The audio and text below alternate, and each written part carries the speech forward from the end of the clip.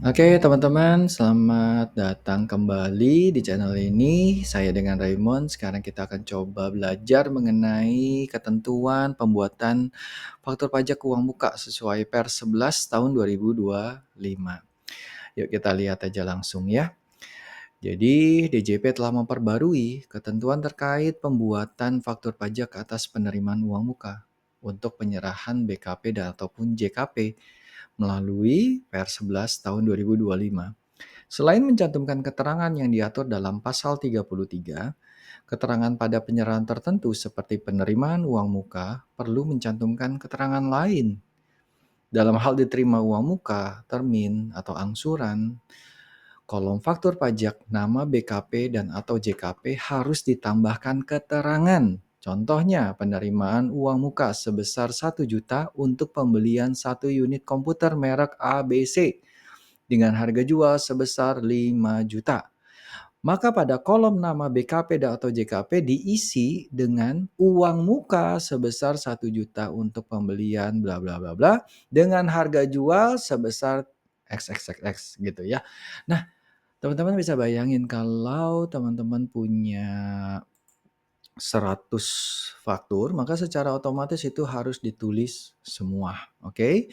Kemudian saat dibuat faktur pajak pelunasan pembelian komputer ini, maka kolom nama BKP atau JKP harus diisi dengan keterangan pelunasan. Contohnya, pelunasan sebesar 4 juta untuk pembelian komputer merek ABC dengan harga jual 5 juta. Karena tadi uang mukanya 1 juta, sekarang pelunasannya 4 juta.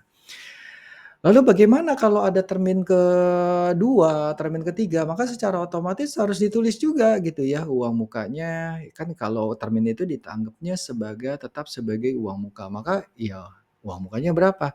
Jadi kalau dulu, waktu itu kan enak ya, kalau kita awalnya ini misalnya contoh kita sudah tulis nih uang mukanya nomor faktur pajaknya misalnya nomor satu.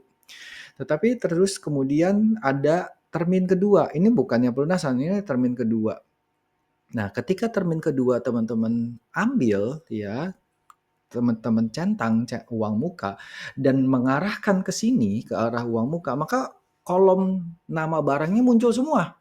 Nah, hal itu juga masih terjadi, muncul semua. Tetapi apa yang harus dilakukan? Berarti satu dari satu setiap barang itu harus dirubah kembali.